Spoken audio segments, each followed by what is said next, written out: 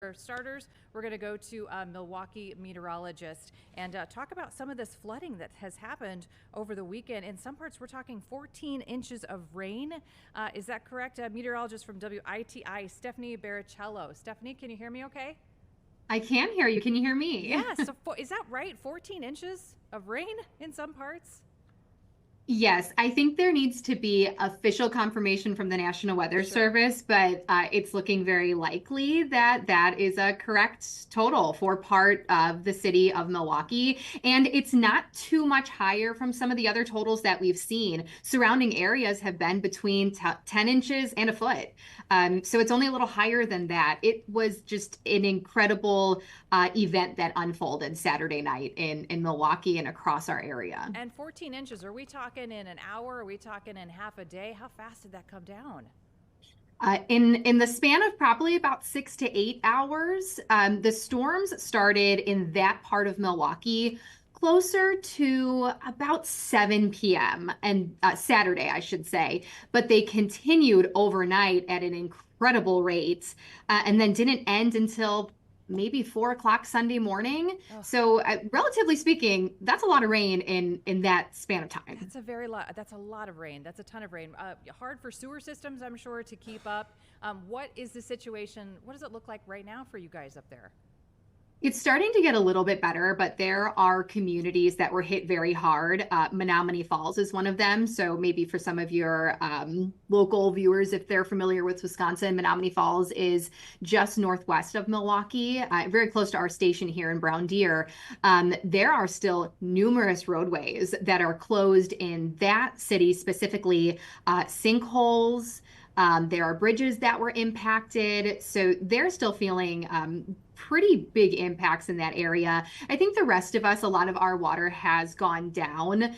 There may still be a few roadways blocked off, but we'll probably continue to see that getting better later today too. It really was Sunday morning. I actually worked Sunday morning, so getting into work, my drive is normally about 15 minutes, and it took me about an hour and 45 minutes to find Oh, a route that got me to the station. So you can just imagine, I mean, that much water, and we had about 10 inches near us. At least part of it was flooded. So it was that situation of you think you're getting through, then you hit the water and you have to turn around and completely start over. goodness. How long have you been a meteorologist up there in Milwaukee? Been here for almost 11 years, in the business for about 13. Have you seen flash flooding like this up in Milwaukee in those 11 years? I have I have not. No, not to this extent. We've dealt with it at times, especially during severe weather. We even had some a few years ago outside of our station where, I mean, there was water absolutely covering the road, but I think the amount, just the sheer total of rain and I'm going to call it a big area because it wasn't just Milwaukee. It was surrounding counties as well. There were 4 separate counties that dealt with rainfall totals like this and just devastating flooding. So no, and even at my previous station, I never experienced anything like this. Yeah, the fact that it was so widespread, right? I mean, that makes it that much harder for crews to be able to get out. You know, you can't have a county crews from different parts helping each other because you all have to, they all have to take care of their own areas. Is the National Guard still assisting? And you said some roads are still just shut down at this point, right?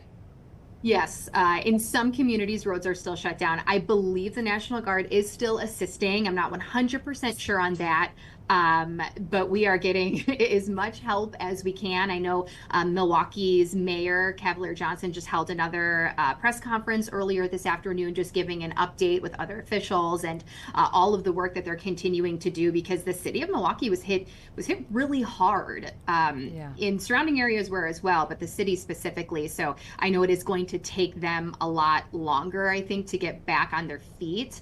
And so I think they're going to continue to give us as many updates as they can throughout today, throughout Sure. tomorrow. But and even looking at river levels, I mean, that water is going to take a while to go down as well. So there will be, I think, through the rest of the week, a lot of talk about this. Stephanie, a couple more questions. Injuries involved? Have we had any injuries up there with all this flash flooding?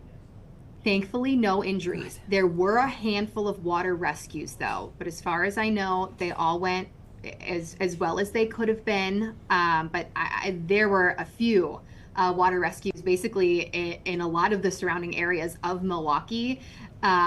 Saturday night as well as early Sunday morning, but I've not heard of any injuries, thankfully. Okay, that's good. And last question for you, if we still have you, is what's the forecast look like? Because I know we might be getting some rain here. What's your forecast look like? Because that's always, you get flash flooding and then all of a sudden, boom, you get hit again with more rain.